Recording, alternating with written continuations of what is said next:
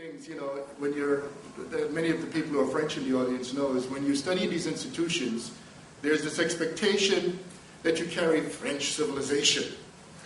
And one of the things I like about Jean-Paul is he reminds everybody that French civilization can always be a little better.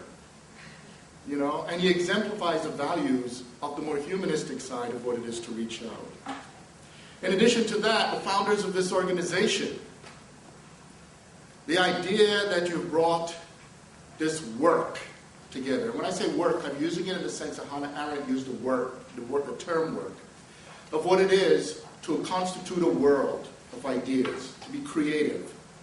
And this is no simple task, because as some of you know, the very question of looking at the African diaspora in Europe is already challenged by the fact that a lot of the history of Europe, particularly its colonial history, has been to keep black out. Okay? So already your task, your work, is a very challenging work. I recommend a forthcoming book, for instance, by Dinka Hundius, where she examines methodically this kind of question, the idea that somehow Europe is to be kept pure through keeping the blacks out. Now, I also, like many of you in the room, as Kathy Cohen brought up yesterday, I'm also mourning the loss of Manning. And, one of the things that come together when we think about Manning and the fact that Kathy put it together with Audre Lorde is the fact that Manning did also write a book called Grounding with My Sisters. And in addition to that, he also brought to the forefront the question of what it is to build institutions. In many ways, what's being done here is a reflection of the kind of values he exemplified. And I know that many of us understand what it is for him now to become an ancestral voice. Now, when I say ancestral voice, many of us bring these voices together. I know in my own work, I think about Amo Kugano, think about Furman, Antonia Furman in Haiti. I think about Anna Julia Cooper, who has influenced my work a lot, and Du Bois and Fanon, and you'll hear echoes of these people in this talk. In addition to that, man, it's just 2011. Now, at the moment, if I say it's 2011, people say, so what? But UNESCO, as we know, made this the year of the African diaspora. I know, Carter G. Woodson started with a week. We worked ourselves up to a month. But man, we now got a year. I'll read the resolution. The resolution said, the International Year for People of African Descent. The year aims at strengthening national actions and regional and international cooperation for the benefit of people of African descent in relation to their full enjoyment of economic, cultural, social, civil, and political rights, their participation and integration in all political, economic, social, and cultural aspects of society, and the promotion of a greater knowledge of and respect for their diverse heritage and culture. So UNESCO is recognizing what most people in this room have been doing all along.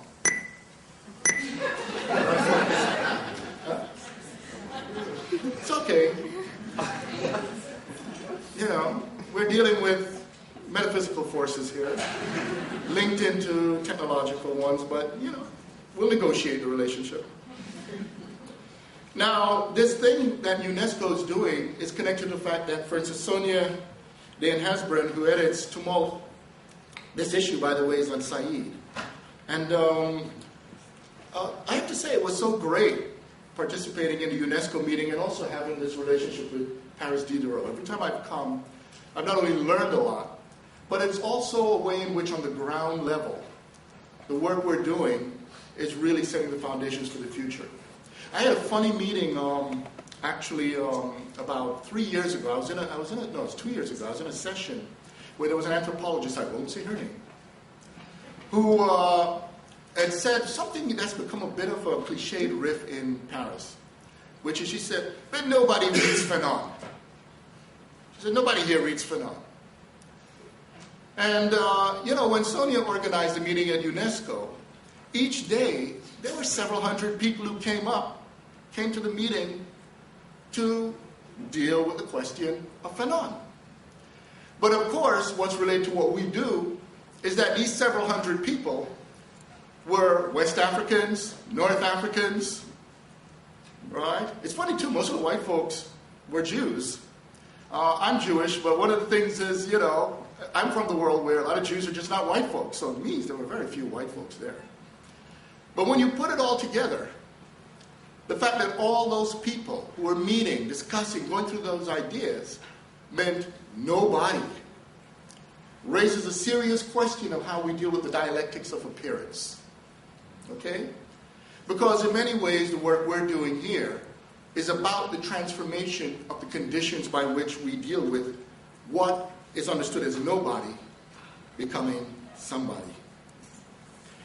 I also want to echo Kathy's remarks yesterday about the situation. For instance, the UNESCO resolution is about looking at the situation of the African diaspora today.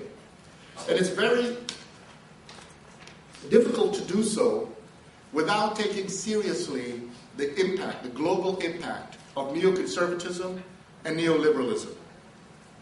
Neoconservatism is pretty straightforward, They don't like black people who just say it publicly.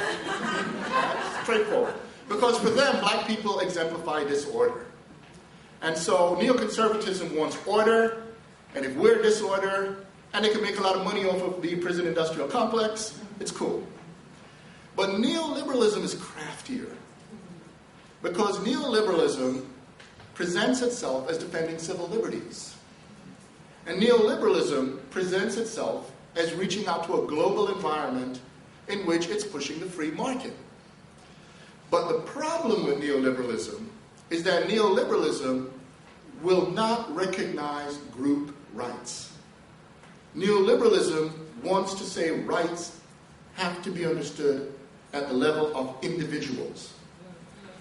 Now, I don't know about the rest of you, but I don't know many women, gay folks, black folks in this room who have been discriminated against as an individual. So for us to articulate our case, we have to be able to deal with the question of groups, which brings neoliberalism in a direct conflict with a lot of our interests. The other thing that comes to the fore is the fact that many of the issues that directly connect to black people are connected to the very question of what it is for a state to attempt to be humanistic. I say attempt, but what I mean by that is the development of public infrastructures. So when neoconservatism and neoliberalism have the mantra of privatization, it means by definition eroding the very conditions under which certain groups are able to develop material infrastructures.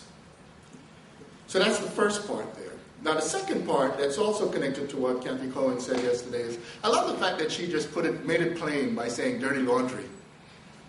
All right?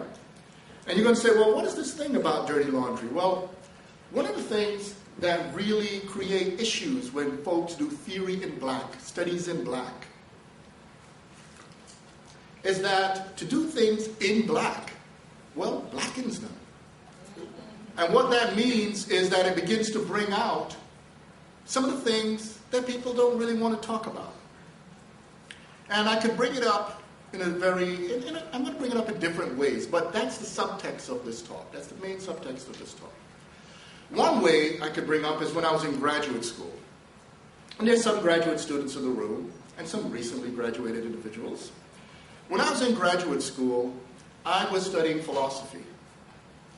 And for many of you who have studied philosophy, as you probe those texts, particularly the modern texts, there's something that becomes really evident right away, which is a lot of the people we study as canonical figures, well, they didn't like black people too much. In fact, they really didn't like black people. And boy, a lot of women in the room, if you're going to look for a nice tale, that's not the place to go. Now, I remember when I was reading these texts, I would say to my colleagues, my peers, damn, these folks really don't like black people. And their response was rather interesting. Some of you in this room may have seen the television series from the 80s called Different Strokes. Yeah. Remember Gary Coleman, his line was always, what you talking about, Willis? Well, their response to me was similar. It was like, what you talking about, Lewis? I said, no, it's right there in the text. And they said, no, it isn't. I said, yes, it is. It goes back and forth. So finally we'll go and we'll look in the text and we'll start looking at all this stuff, Hume, Kant, Hegel. And when you look at all that, suddenly they're like, whoa. Whoa. Now, of course, there's a classic response. And the response was, how come I didn't see that? Right?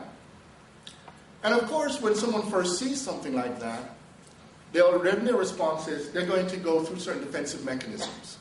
So one response is, well, maybe it's not that important.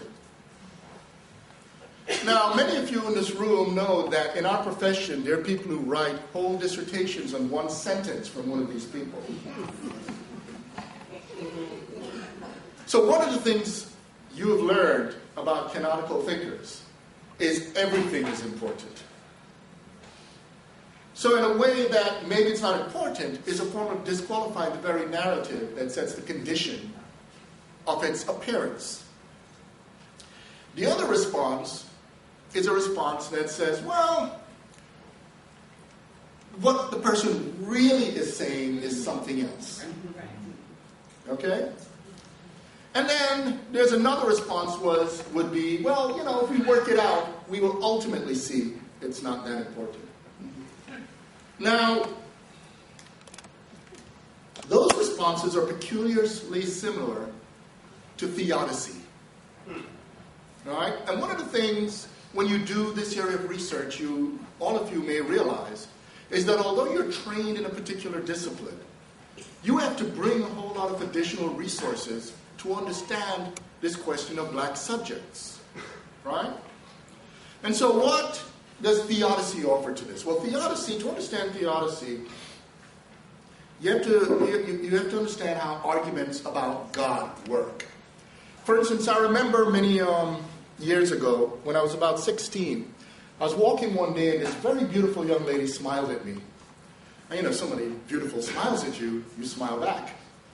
And she kept walking, I kept walking, and she walked into a church. Now, I'm not a Christian, so it's like, oh, what am I going to do? I thought, well, it's amazing what some people do. People smile at them. I went in the church. And so when I go in the church, the preacher's there, and he's doing a speech of fire and brimstone, all of this stuff. And so finally I raised my hand, and I asked him, is God perfect? And he said, yes, God is perfect. I said, are people perfect? He said, nah, people aren't perfect. People are bad, nasty.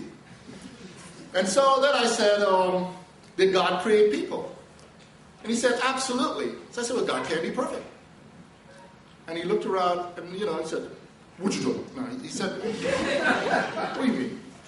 I said, well, you don't say someone who builds imperfect cars are perfect. You say they're imperfect. Someone who builds a car, it's a lemon. You say it's a bad car builder, so God can't be perfect. And that minister right there knew exactly what to do. He looked at me and he said, get out of my church.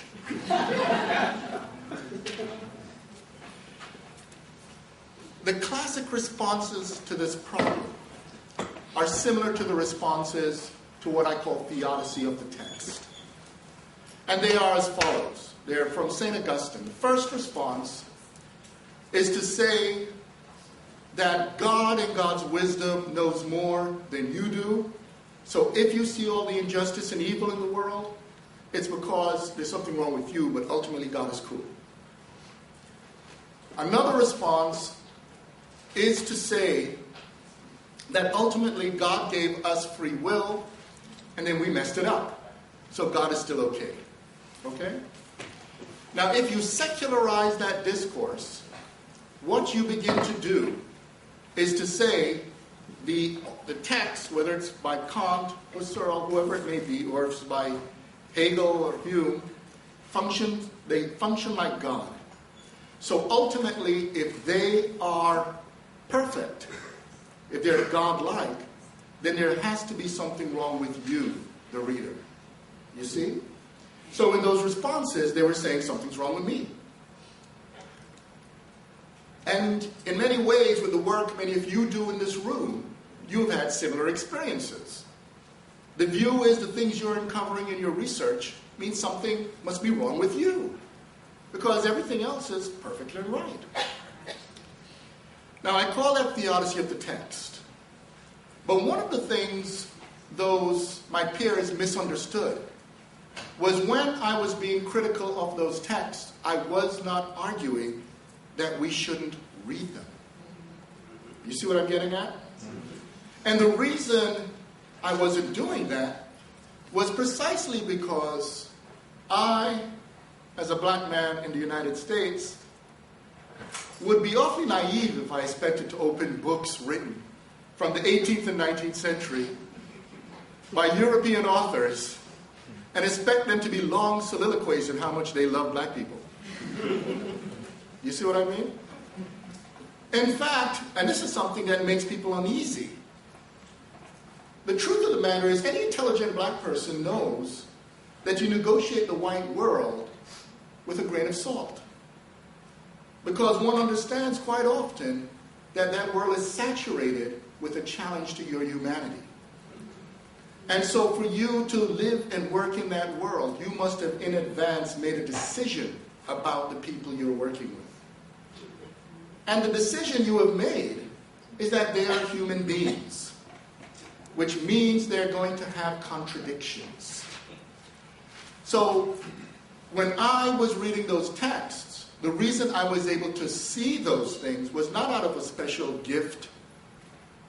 It was about an in advance attitude, which is that I was reading a book or a set of books written by human beings. Now, this means then, if one is doing that, as human beings, they're subject to critique. And if we collapse into these Theodician models of the text, we are in effect closing off our resources of critique. So this brings me now to the subject at hand. The conference, as we know, is Black States of Desire, and I've been enjoying listening to the papers, the ways in which we have looked at some of these issues. And at the heart of Black States of Desires, of course, I love the fact that the organizers worked with ambiguity. Right? The idea is to recognize our intellectual agency, for us to have to come to this subject by bringing our resources of thought. And among them is going to be resources of thought similar to this uncovering of dirty laundry, this uncovering of what it is to try to treat textual life as godlike. Now, the first thing that we could do is just talk about some black states. Now, one could talk about black nation states, but one could also talk about different ways in which you talk about states of being black, for instance. I had a funny experience a couple of years back. I was speaking at the Humanities Center at Harvard, and Skip Gates showed up, and he said, listen, you got to check out the Du Bois Institute. You got to see how it looks right now. So I said, all right, I'm going to check out the Du Bois Institute. I'm going to see how it looks right now. So I go to the Du Bois Institute, and as I walk around, I saw the Institute has these posters from blaxploitation films. I know some of you have been there. You've seen these? And as I'm walking, I'm looking at these posters. You know what I mean? You see glistening macho black men with glistening bodies, You see black women also with muscles and afros, You see plantations. You see a lot of subtextual sexual stuff. And then it struck me too, because at the time I was also advising a dissertation on Carol Walker. And there are these things with Carol Walker that really bothered me. I was trying to get my finger on it. And as I was there, it was this eureka moment. I realized that some of us, for instance, here we are at the African American Collegium. Some of us would say black studies, some of us would say African American studies.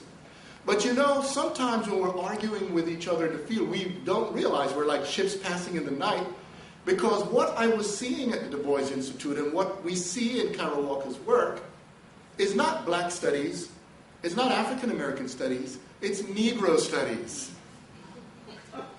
Negro studies. And many of us know here the distinction between black and Negro, African and Negro. Right? Because there's this underlying thing. This is the thing you find out in the U.S. It's not just here. It's in Europe, too, and I realize it's all over the place. Van Peebles, who did Sweet Sweetback, he knew this in Amsterdam, and that's why Sweet Sweetback is part of Negro studies. And what it is that anti-black racism, white supremacy, hates black people, but it loves Negroes. Because what Negroes are, of course, is a category to represent the limited possibility of black humanity. It's an imposition whose purpose it is to create for you an imago. Because most black people don't walk around saying, I am Negro studies. But, right? It's what Fanon noticed when people wanted him to be Le Nègre. He said he began to secrete blackness. And so once we begin to realize this, we begin to understand as well that there's an economy for Negro studies. Because for most of you who do research in this room, one of the things you know is that you could actually, as a scholar, say anything about black people. And as long as it meets the projected expectation of Negro studies, people will impose necessity on it as truth. And there are many things people, especially people who do statistical work, will know that certain things just can't add up. For instance, I'm sure everyone in this room has heard almost every other week an announcement on the radio of some number one cause of something for black people. Now, how could there be so many number one causes? It's a statistical contradiction. But nevertheless, a lot of those things are out there. And so part of the task becomes negotiating this complex relationship between black, African, Africana, and the category Negro, and as the French would know, Le Nègre. Now, Africana studies faces a similar but complex issue in terms of its relation to race studies. Because, in a way, the moment you say what you do, there are people who will presume you're a specialist on race. But to do race studies is not the same thing as to do Africana studies. Similarly, philosophy of race, theory of race, is not the same thing as doing Africana philosophy, although it could include it. One of the complicated things about race studies that's not often understood is that race studies requires also having a theory of what it is to be human. In other words, it's negotiating the question of the constitution of a human science. The problem, of course, is many people leap into race studies, but they haven't interrogated what a human studies is. And so they float without an anchorage in the concepts they're using. Now, this is one of the creative insights in Africana studies and in Africana philosophy. And I'm going to argue, in effect, it's one of the challenges raised by the kind of work and the kind of meeting this is. Now, what do I mean? Well, one of the things when you raise the question of the African diaspora is that it compels you to ask some important questions about modern life. And one of them is, how did we come to be? How did this category Africana, how did Negro, how did Black, how did these come to be? And it's another way of saying, what are we, or what are they, or what is this? And I call this the philosophical anthropological question. The other question that comes to the forefront was actually part of the focus of Kathy's talk yesterday. It's very difficult to work in this area of thought without a meditation on freedom and liberation.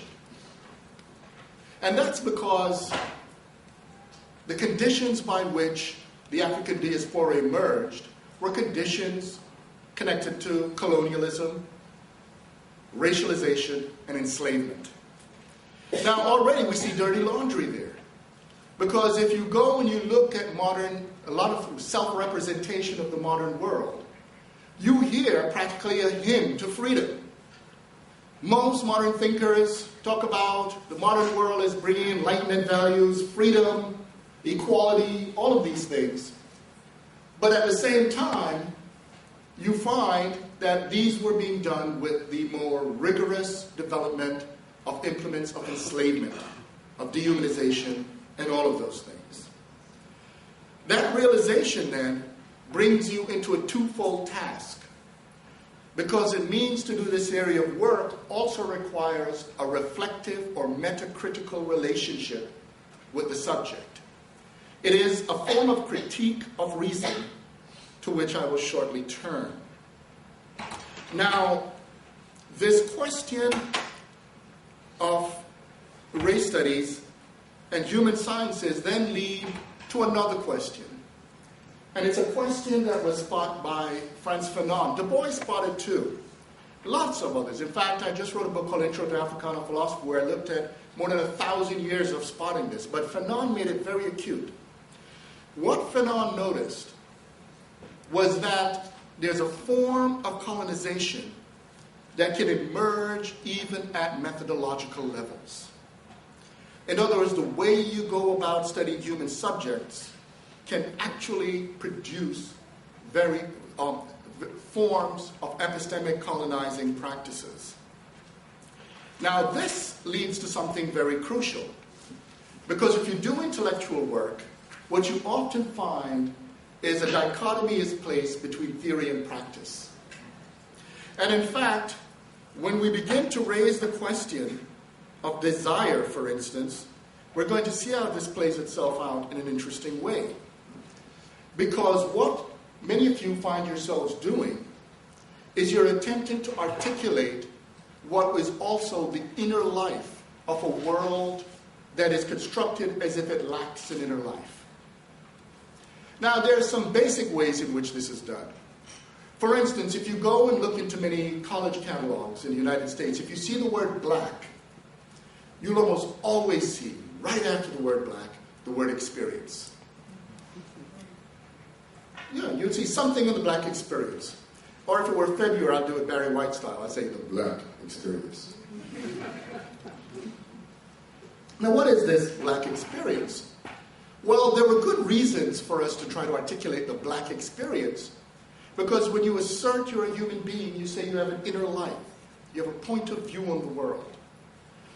The problem, however, is that when one works with the category of experience, one begins to find a trap. And the trap of experience is that, for instance, every one of you in this room have had the experience of trying to figure out your experience.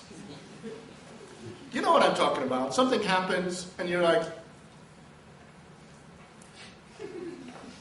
and you usually go to a best friend or somebody who you could trust, your partner, somebody, and you say, you know, something just happened and I'm trying to figure out what happened.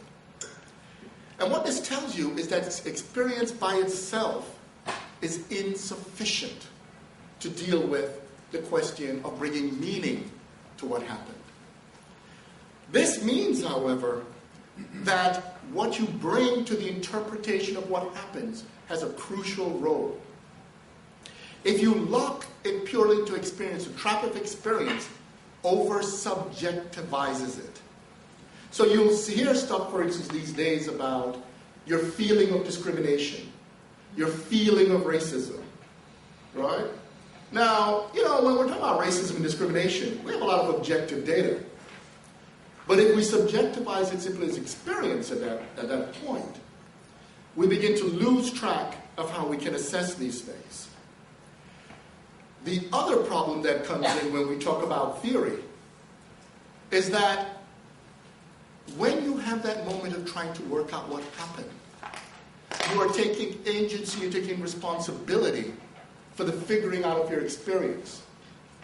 However, what we have had in the academy is a unique dichotomy that says to many of us that the world of color is to be a world of experience, but the world of whiteness is to bring the theoretical, meaningful, interpretive, scholastic models by which to understand that experience. This is why, if you go to many places, people don't really want to know what Fanon, Du Bois, Furman, and all those people. They don't know what Aunt Julia Cooper. They don't want to know what. They may not even want to know what some of us in this room had to say about black people. They only want to know what Foucault, Derrida. They want to know what white thinkers had to say about it. But of course, that too is a form of epistemic colonization. And so this brings us now to this next problem. Because with the next problem, at the moment at which your humanity is challenged, there is an initial response of trying to defend that humanity through a reassertion, right, of an equality to the humanity that challenged you. So, for instance, if someone came to many of you in the room and said, "You're not as human as I am," other than what you're talking about was, what you might say is, "What are you talking about? I'm just as human as you are." The problem with that response is that you would have conceded that individual as the standard by which you should be judged. Now, suppose you assert yourself as the standard by which you should be judged. You will find yourself facing a very similar problem. And that problem you will be facing is the problem that you might be doing the very thing you challenged. So what you immediately find from the question of black studies becomes an interrogation into what it is to have a standard in the study of the human being. You see? And now the ball gets very complicated. Because once we begin to do this, we begin now to challenge certain presuppositions. And these presuppositions are manifold. For instance, many of you are aware of that interview that Charlie Rose had with Toni Morrison, where he said, "You know, are you going to stop writing all these black themes and write on something more universal?" Do you all remember that? I love her response, you know. She said, "You know, what's not universal about black?" But of course, this is something that many of us face who study the category black and study the African diaspora.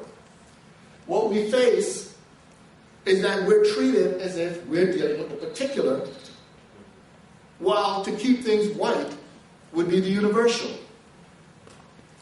Now, of course, the problem with that is that it already has a particular structure of power in it. Because if you treat whiteness as pure and as self-sustaining, it means you have abrogated a pedagogical imperative to learn more about the world. It means, in effect, that one simply becomes auto or internally closed, or what I call a form of disciplinarily decadent way of looking at reality. Now, there are more concrete ways in which the question of black in relation to white come out in this issue. About 20 years ago, I was a high school teacher, and I was sent one day to speak in a mostly white high school. It was a working class area, mostly poor white kids. And when I walked in, the room was silent. And so I figured, okay, if we're going to have a conversation, we've got to, lighten things up a bit. So I asked them to tell me the stereotypes they knew about black people. So at first, you could imagine a meek hand went up and said, black people are criminals. So I put it on the board. Another person said, black people take drugs, put it on the board. Then after a while, all the hands were up. And so we started putting all kinds of stuff on the board. And so after that, I said, okay, so black folks are criminals. So nobody in this room has ever had any brush with the law. So they got kind of quiet. So nobody takes drugs in this room. And I said, and you're all virgins. All right? And as we went down the list, finally I said, damn, you're the blackest bunch of white people I've ever met. But of course, there's a complicated point here, right? What are mean, these white folks at this moment realized that a lot of what they thought was supposed to be invested elsewhere in black was what they were. And so once we began to raise the category of black, we begin to see something interesting. What we begin to see is that one begins to interrogate the broader reality. And this broader reality brings up something that is very uncomfortable in modern thought. And the uncomfortable thing it brings up in modern thought is that the sine qua non of modern thought, reason, and this is what is in the title, why I put that title, right? It's from Pour Noir Masque Blanc. It's from Black Skin, White Mask. Where Fanon says, when I entered the room, she, reason, walked out. And it's interesting that Fanon, what's great about the French is that it's feminine in the French. So you could picture Fanon, this black man, coming in because, reason was having a great party. Right? Think about modern thought. You could almost see it like a disco. Right? The music's going, the disco ball's going, and the party's going, and they're saying, equality, universality, enlightenment. They're going through all kinds of stuff. Theory. The party's going well, You could see, Kant and Hegel, do a little thing, And then suddenly, there are these blacks who are saying, I want some of that. This party sounds good.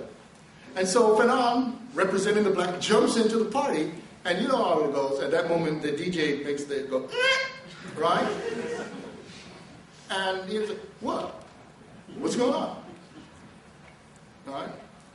And here's the problem. At that moment, Fanon, and by extension, black studies, raised an interesting question. The question is, what do you do when reason is unreasonable? All right? This paradoxical notion of unreasonable reason. If you look at a lot of modern thought, the effort to make reason reasonable was structured at first with rationality. But the problem with rationality is that rationality requires to be maximally consistent. I don't know about the rest of you, but I don't think I would ever want to date a maximally consistent person. And what this tells you is that the human world has to be able to do something very different. And what the human world does is the human world doesn't only know the rules, but also is a world that has to know how to break rules. And what this tells us then is that reason must be broader than rationality. But at the same time, what Fanon faced, and by extension this question of black studies faced, is if he tries to force reason to recognize him. Remember I said it's she? Then it has the structure of rape. So what he finds is that he has the unusual task of having to reason with reason reasonably. This brings out the other part of this meeting, the problem of desire. Because if we bring through this question of desire, desire comes down, as Fanon says in Pour Noir Masque Blanc, but a lot of us have seen this. It comes down at the end of the day to say, what do you want? And by extension, what do people want? But this question about what do you want, and this question about how we deal with the idiosyncrasies of blackness, what this begins to tell us then is that black states of desire become another way of also saying black existence. But if we're talking about black existence, existere, we now face the problem of what it is to stand out. You see, one of the challenges raised by the modern world has been the notion that black people could be but not appear. That we're somehow not supposed to stand out. And this led to a peculiar problem. And it's a problem that Du Bois saw. It's a problem that Furman saw. It's a problem all the way through to what Richard Wright saw. I think I mentioned the other day, when Sartre went to Harlem, I mention this? When Sartre went to Harlem, he went to hang out with Richard Wright. And Richard Wright, knew what to do. Right? When he saw Sartre, he took him around Harlem because he knew Sartre loved jazz and all that. And Sartre's having a great time, and eventually Sartre turns and he says to Richard Wright, Richard, tell me about the black problem. And Richard Wright said, black problem? It's not a black problem in America. It's a white problem. He says the problem, the attitude of black people. And as many of you know, Sartre came back and said, yeah, there's not a Jewish problem in Europe. There's the anti-Semites problem, right? Reflection in the question Jude. But the point here goes back to Du Bois. And what Du Bois noticed is that when it comes to the study of black people, there's a tendency to make black people into problems instead of looking at the problems faced by black people. You see? So you become the cause of the problem. That is at the heart of what I meant by Negro studies. It's to make the category black the source of the problem, and this has led, in black studies, to a very neurotic situation. The neurotic situation, for instance, is that many people who work in the study of black people are expected simultaneously to delegitimize the work they're doing. One of the biggest threats to the research we do, and one of the reasons I commend an organization like this, is because what many of you may have already experienced is that when you do this work, there's a constant expectation for you to de-intellectualize what you do. It's a version of that real thinking must be done elsewhere. And this de-intellectualizing of what we do is part of an insidious effort to collapse the very question of black studies in such a way that it's ultimately not an area of studies. Now, what Du Bois did as a response, and many have done, has been twofold, but many people look only at the first part. The first part is double consciousness. And double consciousness, as we know, is when you can see yourself through the eyes often of the hostile other. And this way of understanding double consciousness at first is when, as Fanon Blanc, is when you see yourself, for instance, only in the way an anti-black perspective would see blacks. Now, one of the funny things about that is if you simply stop there, that's where you're locked in what I would call the problematic Negro studies. However, there's another move one could make. And it's funny, there's a lot of hostility to making this move. I talked about it in a volume that was edited by Nalini Pasaram called Post-Colonial Political Theory. And one reviewer attacked me actually for bringing this out because there are certain a priori expectations, part of the decadence I write about, that you should never talk about certain things. Okay? And here's an example of what I mean. When I was writing my first book, Bad Faith and Anti-Black Racism, I came to a section where I want to talk about police brutality. When I went to look at the standard social scientific research on police brutality, in 1992, officially there were only about 7 cases of police brutality in the United States of America. This is in spite of the fact that there were more than 10,000 filed complaints of police brutality, right? So what this tells you is the Police Benevolent Association is very, very good at making sure that these cases don't win. But I had a problem, right? And many of you would, especially if you're social scientists. Because if you know this is reality. You know, in reality, the police really like to get a workout on black folk. But how do you articulate that reality? Now, I was really concerned about whether I could keep that part in the book. So I was trying to figure out, how am I going to establish this? And I was walking with my son, who was 4 years old at the time, and he passed a police officer on a horse. And he thought anybody on a horse with a gun was like a superhero. So he would say, "Hi, Mr. Policeman." And the police officer said, "Hi, little boy." And I thought, man, you know, this can be cool now, but once he's a teenager. And then I thought, wow. So I went and I found some black child care books. And when I opened the index to the black child care book, bam, there it was, police brutality. And not only that, I looked in the black child care book, I saw interracial relations, alcoholism, incest, child abuse, all kinds of things. And then I became curious. So I went and I picked up what's called a generic child care book. And what do you see? Ego formation, you know, smiling, talking, you know, that stuff. Now, I ask you a question. Which book more accurately reflects the lives of children of any racial background in the world? The answer is the black child care book. The dirty laundry argument is an argument about reality. Children in the world have to deal with all these issues.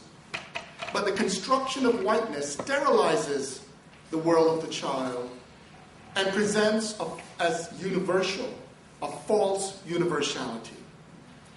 In effect, what the black child care book was doing is what black studies does. It is willing to look at the contradictions of modern life and to articulate them, which gives the reader, the student, the researcher a broader picture of reality. It is not that it is universal, it is that it is more universalizing in the present participle. You see? And so this universalizing practice, right, issues the important critique. And this is what Du Bois saw in what we could call potentiated double consciousness. And it is in fact what the critical dimension of black studies is about.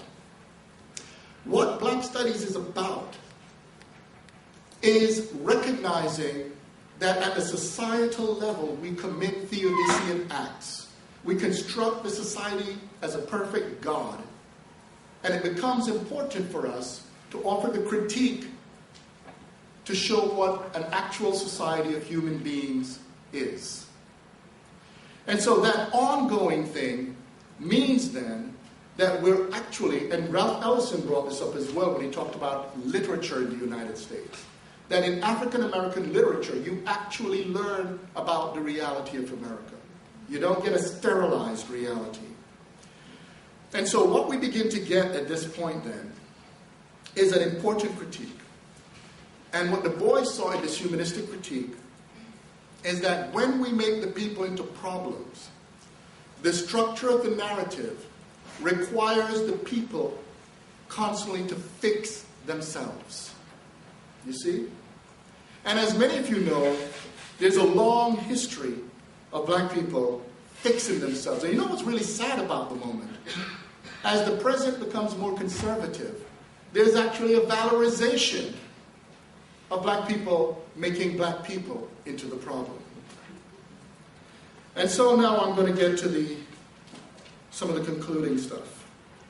Now, in my title I have this thing about monstrous desire. Okay? And one of the things about monstrous desire is connected to something that Jane Gordon and I wrote. We wrote a book called Divine Warning, Reading Disaster in the Modern Age. And one of the things we look at in that book is that although today when people talk about disaster a lot of people don't look into the mythopoetics of disaster. If you look at the mythopoetics of disaster, disaster means a fallen star, something falling from the sky. And when we think about disaster in that sense, we begin to understand that it becomes a signifier. For instance, if a star falls, you ask, what is it saying? Well, another way of saying something is to ask, is it a warning? And in Latin, the word is monstrum or manera. And what manera represents, from which you get the word monster, is a divine warning. Now, in antiquity, monsters had a very important social function. If a monster popped up, it meant something was wrong in a community. So the presence of a monster was a moment for self-critique. You see? If you look throughout history, this led to a form of community evaluation. In the modern world, however, under the period of colonialism, something different happened. Under colonialism, the monsters became suddenly inarticulate. If you look at antiquity, for instance, almost every exemplar of monstrosity spoke. They had words. If you look in the Iliad and the Odyssey, monsters spoke. But all the way, even if you look in early modernity, if you look in Frankenstein, the novel Frankenstein, the creature speaks. But by the time you have high colonialism, the creature grunts. And what this tells you is something very interesting, because you see, part of the construction of monstrosity was also the construction of racialized subjects as monsters.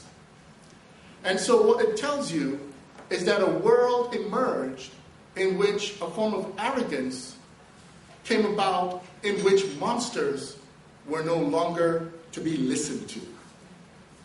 Now, for a long time, when monsters no longer speak, so to speak, it meant that there was an elevation of the colonial system at the level of gods.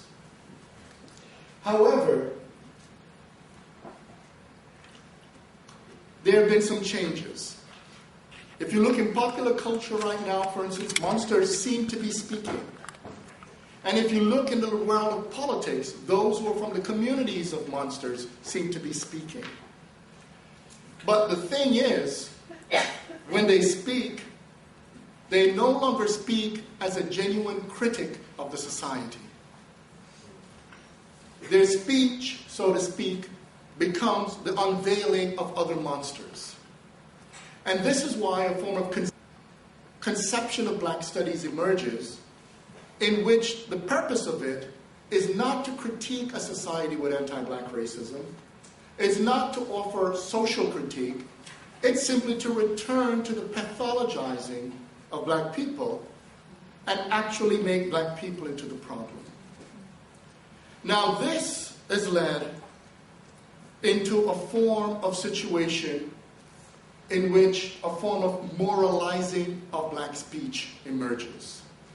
And what Biko observed around the question of speech was that speech can be properly political if that speech can actually create the appearance of the dynamics of power in the society. And so in effect, when Biko argued that black consciousness was political, it was political precisely because apartheid South Africa did not want the emergence of the speech from black. You see? In other words, the racist state required that there is not a form of critique that comes out of the category of black. If that is correct, it means that it would be ridiculous for anybody who does black studies or study black people to make the claim to not be political. It means by definition, if it's a repressed term of a racist state, then the uncovering of that speech, the articulation of that position, becomes fundamentally a political act. And so this leads me now to my concluding remark. One of the things about black desire is the question of black existence. But black existence emerges fundamentally in terms of, and something I really appreciated this morning in Laura Sarnelli's talk, from a peculiar form of melancholia. Now, when people hear melancholia, they think of it as a downer. But there's a psychoanalytical sense of melancholia as that about which the subjectivity, the identity of every one of us is formed. The human being is a melancholic being. Okay? Because the separation we had from our mothers is something with which we have to deal to become adults. But the complexity of the black condition is this.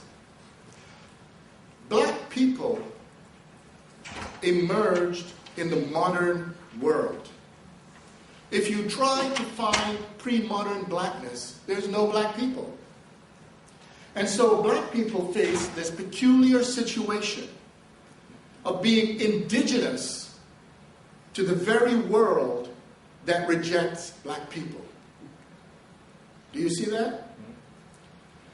That is one of the reasons why there's a neurotic structure to black studies. Because you must deal with a subject that could only exist in a world that rejects it. This paradox is exemplified in a lot of black art forms. It is the essential element in the blues. It is part of what's involved in recognizing an adult sensibility that deals with the very contradictions of modern life. And so the reason double consciousness, the reason the dirty laundry, the reason the Theodician elements, the reason all of these things come about is because of the peculiar structure of black subjectivity as a unique form of melancholia, not only in the form of the bereavement from the pre-colonial moment, but as the understanding of the continued bereavement as an ongoing rejected presence. So this means that the task that we've taken on when we talk about black states of desire is to deal with this question of what do we want.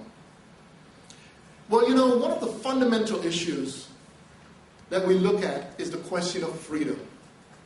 I'm going to close by just giving a small thought on freedom. Now, when we talk about freedom, there are those who talk about license, what it is to be unchained. But, you know, one of the complicated things about freedom is that although you may be unchained, you're not necessarily free. And in fact, one of the frustrations from a world that wants to get black people to shut up is this ridiculous view that post-emancipation, post-slavery, the legalizing of slavery, somehow that's supposed to be freedom. But what we know is not only about the racism, it's not only about the economic inequalities, but we also know that there's another complex issue about freedom, and it's connected to some of the talks also about the suburbs in France. It's about some of the issues about the question of who's French, but also who's European, who's African, all of these things.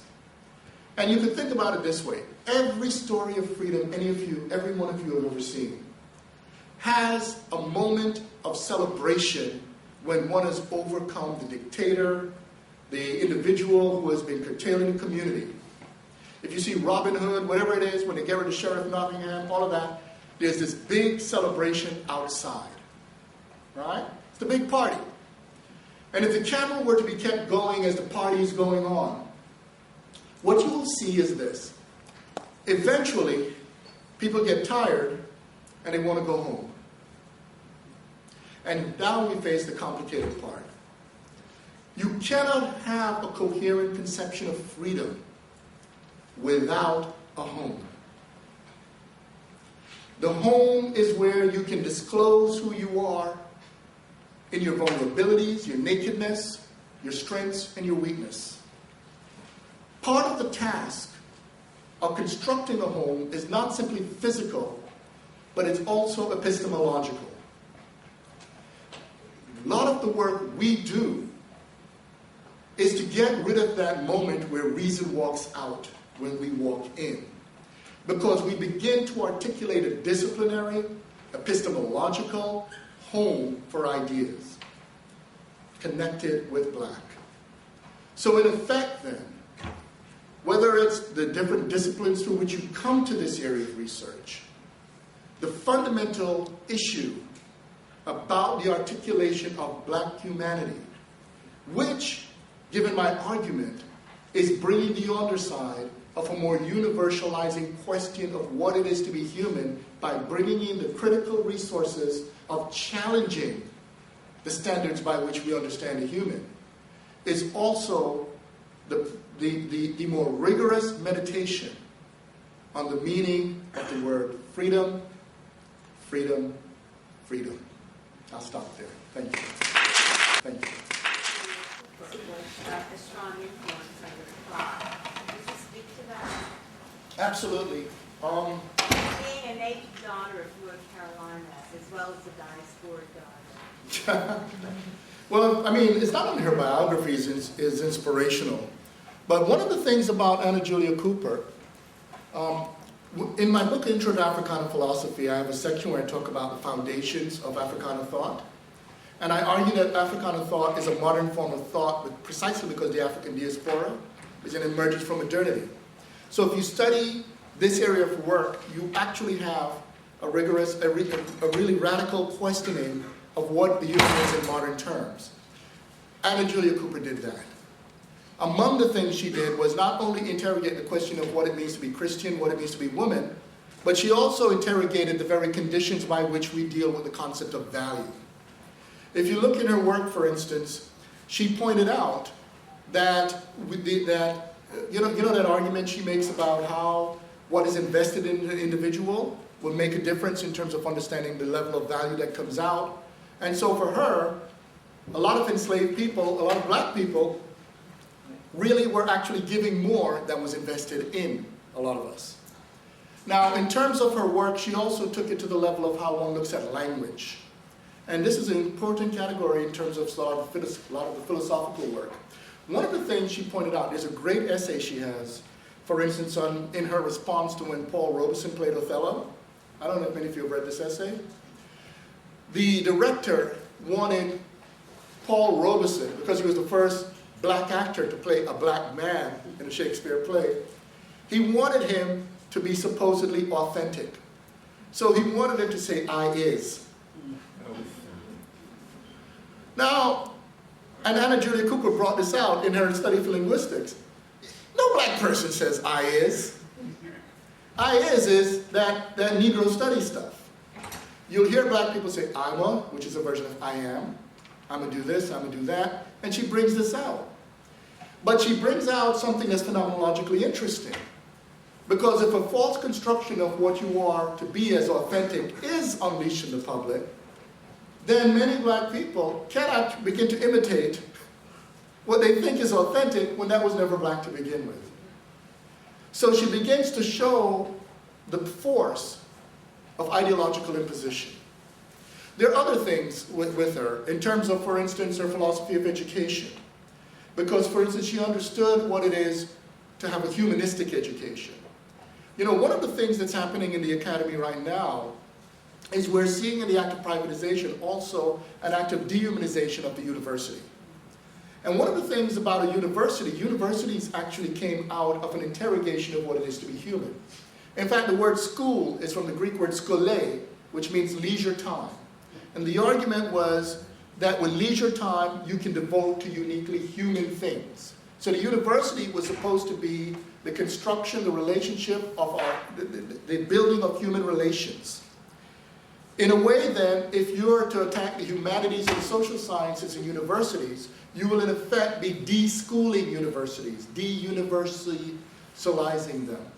Now, Anna Julia Cooper understood this in her conflict with Booker T. Washington and the Tuskegee machine, which got very nasty. But one of the things that she understood very well was that the project of education, because she was in the practice of educating not only African Americans, but also Native Americans, was that the task of it is to bring the resources through which to interrogate the very question of what it is to be a human being. So she understood the philosophical anthropological question, not only in terms of her theological writings, but also in her philosophical writings on ethics and on politics. I mean, that's just some of it. There's a lot more. But, yeah. Yes, what's your name? Tony Perry. Hi, Tony. Thank you very much for your talk. It was helpful to me in several ways. But I'm wondering, I do some work on James Baldwin, and in his Notes of the Native Son, it's either in the 1984 preface or the introduction, he explains, or he argues that in the transportation of black peoples from Africa to the United States, like that dislocation, that the very cultural history of black people was fractured. And then that distance, that fracturing of cultural history in locating home, it complicates that process. And you point out at the end of your talk how crucial locating home is. And so what Baldwin argues is that the only accessible history that black Americans ultimately have begins in America. As a means of orienting ourselves in the present, we can really only go back to the point where we arrive and access these historical narratives that give us meaning and value and orientation in the present. And so with this kind of claiming of America, he also seeks to claim citizenship in the West at large, because the history of America is very much tied to the history of Western civilization. And I'm wondering what your thoughts might be on that concept, or if you could speak more to this concept of home and how it relates to black Americans, being that it's something that necessarily must be problematized, but it's a very complicated process of locating this space, being that there's various dimensions of blackness, and that blackness itself is something that is contested. Okay. Okay, to begin, well, there's several things, right? One of the things that I've argued in my writings, not in this lecture, but in my writings, is that the category African diasporic really emerges during the period of Andalusia. It's not actually through the Atlantic slave trade. And the reason is a complicated one, but the short version is with the emergence of the Islamic empires, Islam in North Africa worked its way up, all the way up to southern France. And at the time, there was no Europe, there wasn't a formation of Africa, or any of those. There was Christendom, and there was Islam, and somewhere in there, more connected to the Moors, were Jews, right? And what happened, a lot of us don't understand, is that this period was a period of 800 years. And so if you look at, for instance, African Americans with just, 500 years, of the impact that can have, imagine 800 years. It means the people who came in to Christendom are going to be a little different 800 years later. And the Christians who were there before are going to be very different. Now, you notice I haven't said race yet, right? I just put it in those terms because that was a world of theological naturalism. And so for them, what you were in your physicality was connected through an emanation from God. Now, in 1492, some significant things happened. And by 1492, there were certain concepts at work. Among them was the term raza. Raza, from which we get race, originally meant Moors, Jews, and breeds of dogs and horses. But the point about raza was originally raza was used because the Moors and Jews were considered foreign coming in. But when it was time to push them out, raza then shifted to mean those who are outside, you see? And so, as outside of Christendom, the theological naturalism led to a situation of whether in one's actual body, because the Jews and the Moors by this point were so mixed in with the more Germanic at the time Christians, that many of them look, well, it's hard to tell who was who. In fact, at this meeting, it's been very funny because I met some people who call themselves white. I'm like, yeah, you're white. Right? No, of course they're white, but what I mean it in that sense is there's a story, a history that's complex around the Mediterranean that goes back to this period of the Moors. And what happens in this story is that this period led also to the Arabic slave trade. And the thing about the Muslim world is the Muslim world reached the Atlantic Ocean all the way to the Pacific. And so once you're beginning to create a situation, and then you also have within it a more complex form of enslavement, because many of the Africans, we forget that North Africans were, and still are, many are dark-skinned people, were becoming Muslim. And the complexity of how they became Muslim began a negotiation of an identity that began to raise the question of an African diaspora, okay? Well, that's an early period, but that's a crucial period, because once that begins to happen, you have an Africa now that's connected through the movement of empires, you see? However, in 1492, when the Moors were defeated, and when the Inquisition, by the March of that year, to deal with the question of negotiating the philosophical anthropology of who is properly Christian and who is not, by October of that year, Columbus landed in the New World.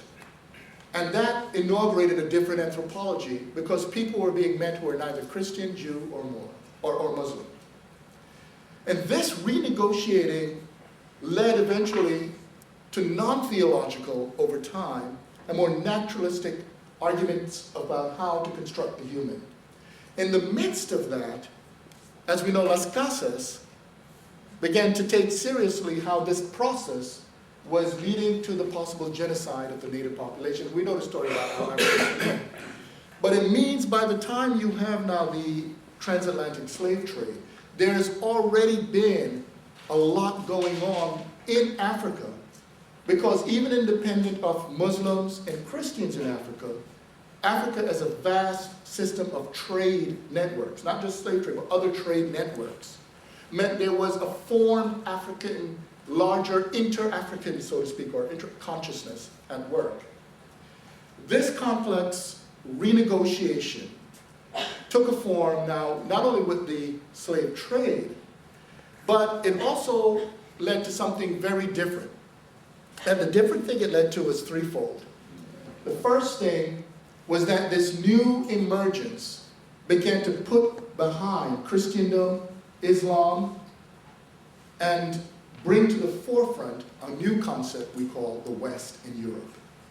So that means there's a symbiotic relationship between these events and the emergence of the West. The other thing that's complex in it is that if we go back into the story, there's a reason Jews are in the story. Because Jews are in the story as the meeting of the Judean eschatological world and the cyclical pagan world. And this fusion of pagan reason and eschatological faith created a concept called history. And so Western civilization began to emerge as a story of going somewhere, you see? And in that story, we now have this whole drama that begins to ask the question, what am I in terms of where am I going? Now, the home question becomes a very strange one, precisely because in existential language, we're talking about people who are thrown, okay? In other words, we know there's a lineage in one sense to an Africa, but as we know, except for right now, it's being naturalized with genomic research to say which exact part, but it doesn't really answer that question. It shows where you're physiologically from, but it doesn't really deal with how you were existentially formed. The existentially formed self now, what's interesting about the question of home for the black subject is precisely because the structure of that world, because of that rejection I mentioned, means that the question of home becomes a constitutive one.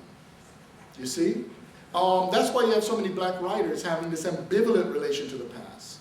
Because, oh, I'm so sorry. Oh, I'm sorry, I'm riveted. If you could make it a little bit shorter. So the very short response then is basically what anchors us to the past is going to be an understanding of what it is to be in the narrative of overcoming the enslavement to build a constitutive, better future.